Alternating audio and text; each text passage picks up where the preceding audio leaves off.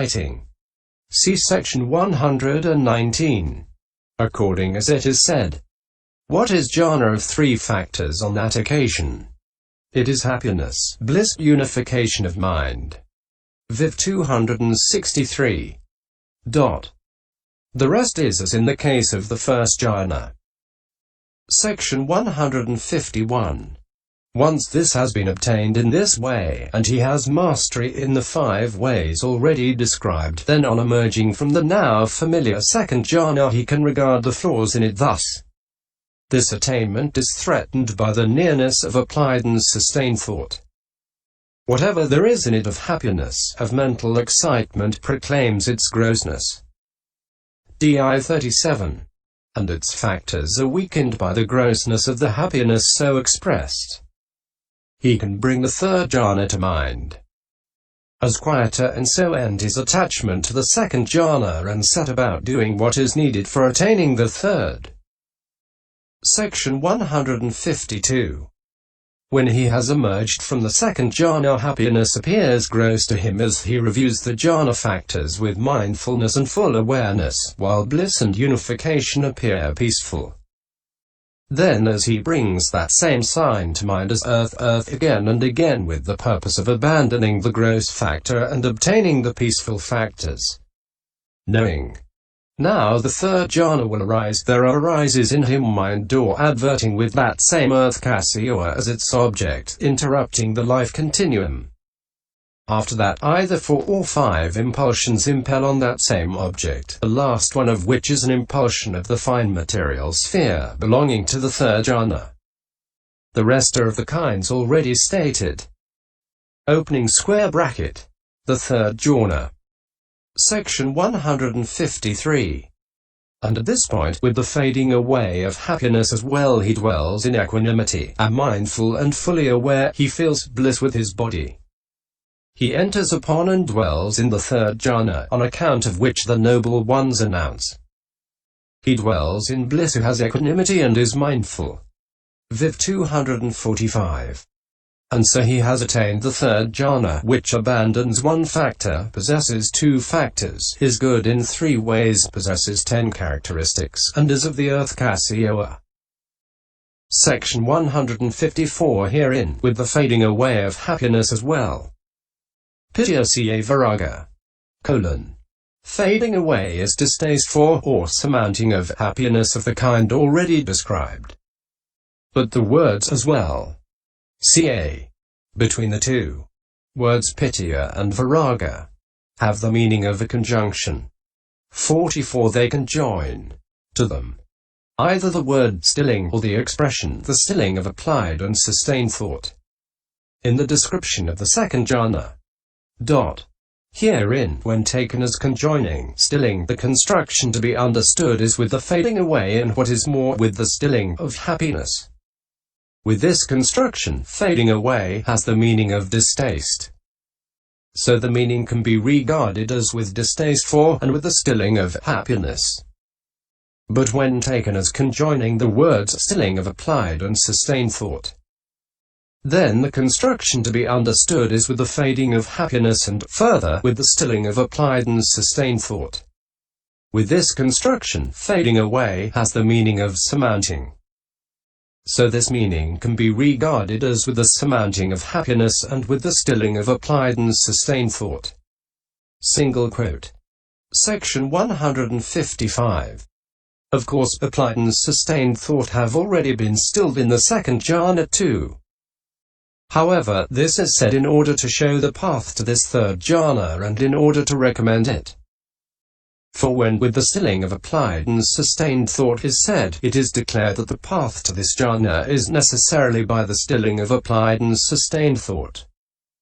And just as, although mistaken view of individuality, etc., are not abandoned in the attaining of the third noble path, but in the first, yet when it is recommended by describing their abandonment thus with the abandoning of the 5 lower fetters, AI 232, then it awakens eagerness in those trying to attain that third noble path. So too, when the stilling of applied and sustained thought is mentioned, though they are not actually stilled here, but in the second, This is a recommendation. Hence the meaning expressed is this: with the surmounting of happiness and with the stilling of applied and sustained thought. Single quote. Section 156. He dwells in equanimity. It watches things as they arise. Upapatito ikkhati. Thus it is equanimity. Upeka or onlooking. Semicolon. It sees fairly, sees without partiality. Upakapatita is the meaning. A possessor of the third jhana is said to dwell in equanimity, since he possesses equanimity that is clear, abundant and sound. Equanimity is of 10 kinds. 6-factored equanimity. Equanimity as a divine abiding. Equanimity as an enlightenment factor. Equanimity of energy, equanimity about formations, equanimity as a feeling, equanimity about insight, equanimity as specific neutrality, equanimity of jhana and equanimity of purification. Section 157. Herein, 6-factored equanimity is a name for the equanimity in one whose cankers are destroyed. It is the mode of non-abandonment of the natural state of purity when desirable or undesirable objects of the 6 kinds come into focus in the 6 doors described thus. Here a bhikkhu whose cankers are destroyed is neither glad nor sad on seeing a visible object with the eye. He dwells in equanimity, mindful and fully aware. A3279. Section 158. Equanimity as a divine abiding is a name for equanimity consisting in the mode of neutrality towards beings described thus. He dwells intent upon one quarter with his heart endued with equanimity. DI 251. Section 159. Equanimity as an enlightenment factor is a name for equanimity consisting in the mode of neutrality in connascent states described thus. He develops the equanimity enlightenment factor depending on relinquishment. MI 11. Section 160. Equanimity of energy is a name for the equanimity otherwise known as neither overstrenuous nor overlax energy described thus. From time to time he brings to mind the sign of equanimity. AI 257. Section 161. Equanimity about formations is a name for equanimity consisting in neutrality about apprehending reflection and composure regarding the hindrances, etc. Described thus. How many kinds of equanimity about formations arise through concentration? How many kinds of equanimity about formations arise through insight? 8 kinds of equanimity about formations arise through concentration. 10 kinds of equanimity about formations arise through insight. 45. PSI 64. Section 162. Equanimity as a feeling is a name for the equanimity known as neither pain nor pleasure described thus. On the occasion on which a sense-sphere profitable consciousness has arisen accompanied by equanimity. DHS Section 156. Section 163. Equanimity about insight is a name for equanimity consisting in neutrality about investigation described thus.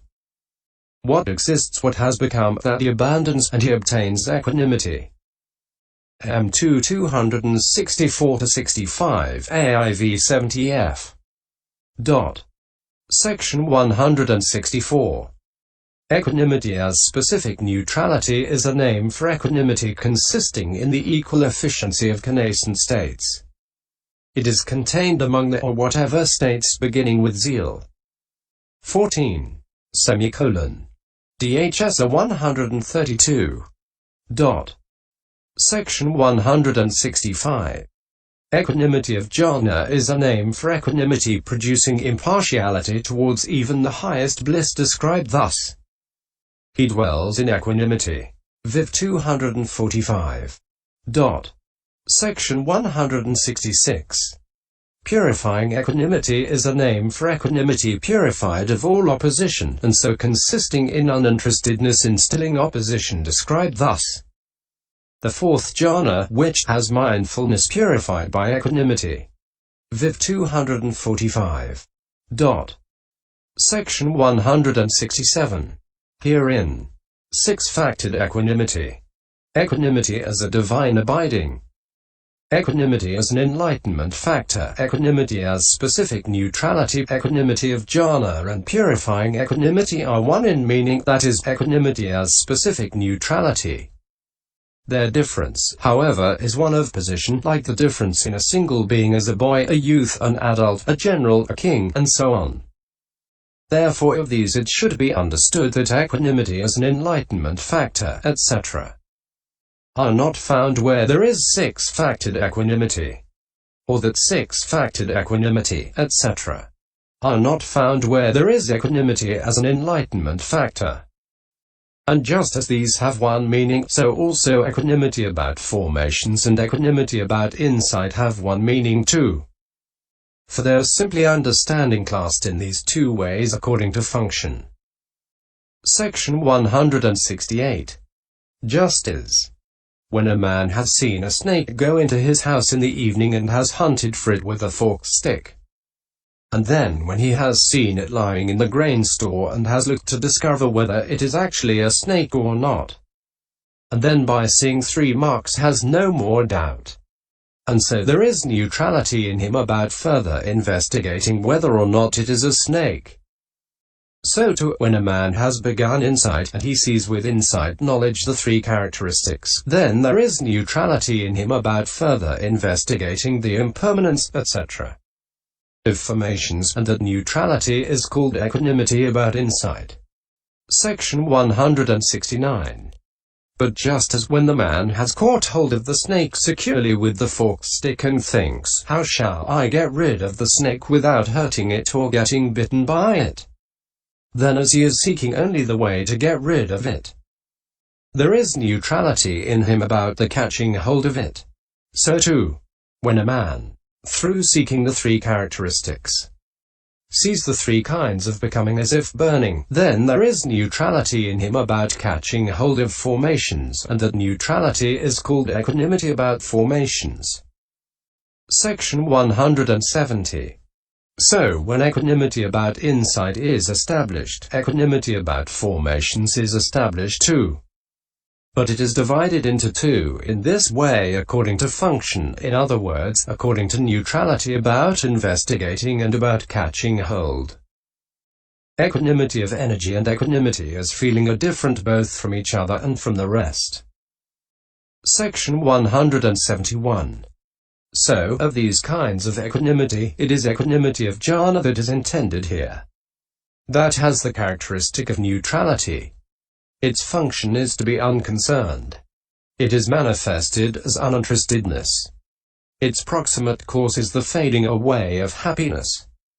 Here it may be said, is this not simply equanimity as specific neutrality in the meaning? And that exists in the first and second jhanas as well. So this clause, "he dwells in equanimity," ought to be stated of those also. Why is it not? Opening square bracket. It may be replied, closing square bracket, because its function is unevident there since it is overshadowed by applied thought and the rest. But it appears here with a quite evident function, with head erect as it were, because it is not overshadowed by applied thought and sustained thought and happiness. That is why it is stated here. The commentary on the meaning of the clause, "he dwells in equanimity," is thus completed in all its aspects. Section 172. Now, as to mindful and fully aware. Here, he remembers. Sarati. Thus he is mindful. Sata. He has full awareness. Sampajanati. Thus he is fully aware. Sampajana. This is mindfulness and full awareness stated as personal attributes. Herein, mindfulness has the characteristic of remembering. Its function is not to forget. It is manifested as guarding. Full awareness has the characteristic of non-confusion. Its function is to investigate. Judge. It is manifested as scrutiny. Section 173. Herein, although this mindfulness and this full awareness exist in the earlier jhanas as well, for one who is forgetful and not fully aware does not attain even access, let alone absorption, yet because of the comparative grossness of those jhanas, the mind's going is easy there, like that of a man on level ground, and so the functions of mindfulness and full awareness are not evident in them. But it is only stated here because the subtlety of this jhana, which is due to the abandoning of the gross factors, requires that the mind's going always includes the functions of mindfulness and full awareness, like that of a man on a razor's edge. Section 174. What is more, just as a calf that follows a cow returns to the cow when taken away from her if not prevented, so too, when this third jhana is led away from happiness, it would return to happiness if not prevented by mindfulness and full awareness, and would rejoin happiness. And besides, being so greedy for bliss, and this kind of bliss is exceedingly sweet, since there is none greater. But here there is non-greed for the bliss owing to the influence of the mindfulness and full awareness, not for any other reason. And so it should also be understood that it is stated only here in order to emphasize this meaning too. Section 175. Now as to the clause he feels bliss with his body. Here, although in one actually possessed of the third jhana there is no concern about feeling bliss, nevertheless he would feel the bliss associated with his mental body. And after emerging from the jhana he would also feel bliss, since his material body would have been affected by the exceedingly superior matter originated by that bliss associated with the mental body. It is in order to point to this meaning that the words "he feels bliss with his body" are said. Section 176. Now as to the clause that, on account of which the noble ones announce, he dwells in bliss who has equanimity and is mindful. Here it is the jhana on account of which as cause, on account of which as reason, the noble ones, that is to say, the enlightened ones, etc., announce, teach, declare, establish, reveal, expound, explain, clarify. Viv 259. That person who possesses the third jhana, they praise, is what is intended. Why? Because he dwells in bliss who has equanimity and is mindful. He enters upon and dwells in that third jhana. Tatya ajani upasampajavifurati is how the construction should be understood here. But why do they praise him thus? Because he is worthy of praise. Section 177. For this man is worthy of praise, since he has equanimity towards the third jhana, though it possesses exceedingly sweet bliss and has reached the perfection of bliss. And he is not drawn towards it by a liking for the bliss. And he is mindful with the mindfulness established in order to prevent the arising of happiness, and he feels with his mental body the undefiled bliss beloved of noble ones, cultivated by noble ones. Because he is worthy of praise in this way, it should be understood, noble ones praise him with the words, he dwells in bliss who has equanimity and is mindful, thus declaring the special qualities that are worthy of praise. Third. It is the third in the numerical series. And it is third because it is entered upon third. Section 178. Then it was said, which abandons one factor, possesses two factors. Here the abandoning of the one factor should be understood as the abandoning of happiness. But that is abandoned only at the moment of absorption, as applied thought and sustained thought are at that of the second jhana. Hence it is called its factor of abandoning. Section 179. The possession of the two factors should be understood as the arising of the two, namely, bliss and unification. So when it is said in the Vibhaga jhana, equanimity, mindfulness, full awareness, bliss, unification of mind, Viv 260,